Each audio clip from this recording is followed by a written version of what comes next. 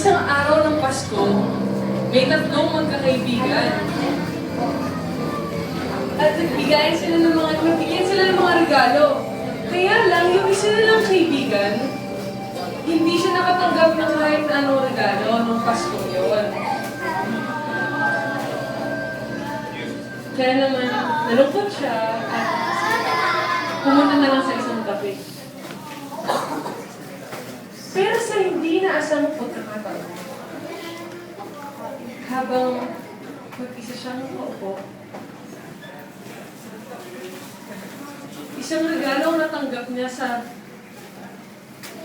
hindi nakikilalang tao.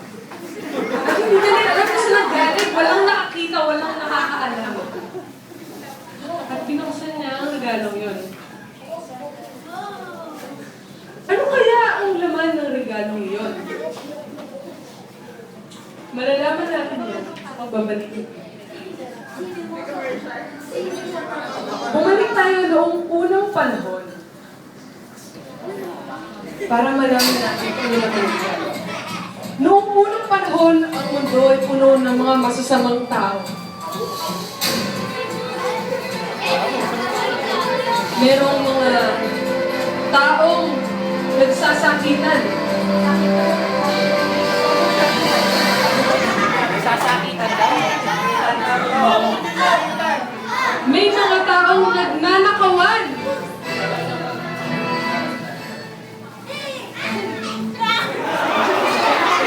May mga taong nagpupuli.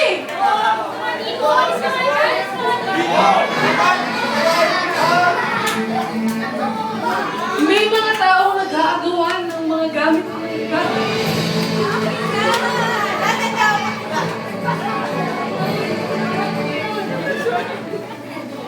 Sa lahat ng mga pangyayaring yon, nanonood ang Diyos sa tao. At wala siyang magawa dahil walang nakikinig sa Kanya. Kaya naman, nag-isip-isip siya. Ano kaya kung magpadala ko ng isang tao para ipakita sa kanila ang pinakatamang halimbawa. Kaya naman naisip niya, ipadala ka ng anak na si Jesus. Pinadala niya ito sa mga taong nagkakagulo. Pinuntahan niya ang mga nabubuli.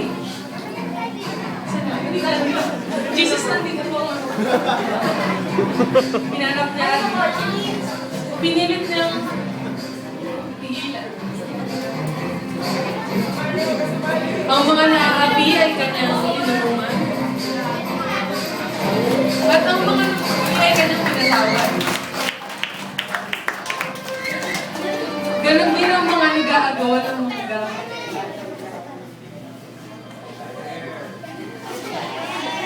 Pinag-share niya. Pinatahan niya din ang mga taong nagsakitan.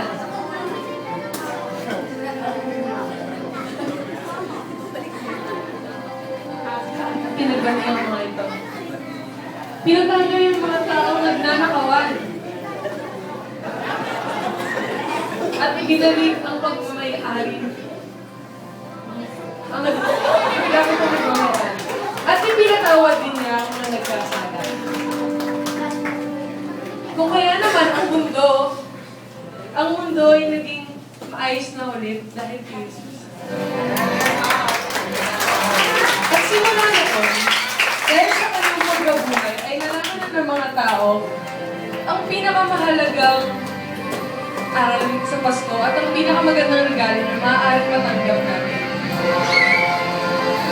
Balik tayo. So balik tayo dun sa mga bata kanina. Sa mga batang nakatanggap ng mga material na regalo at dun sa batang nakatanggap ng kahon galing kay God.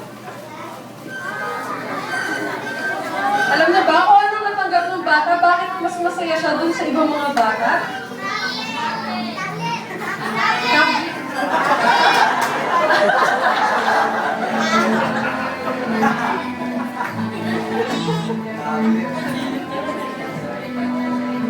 Natanggap niya ay si? Sino? Sino nakakaalam? Ay sabi ko kanina, ano ang pinakamahalagang regalo?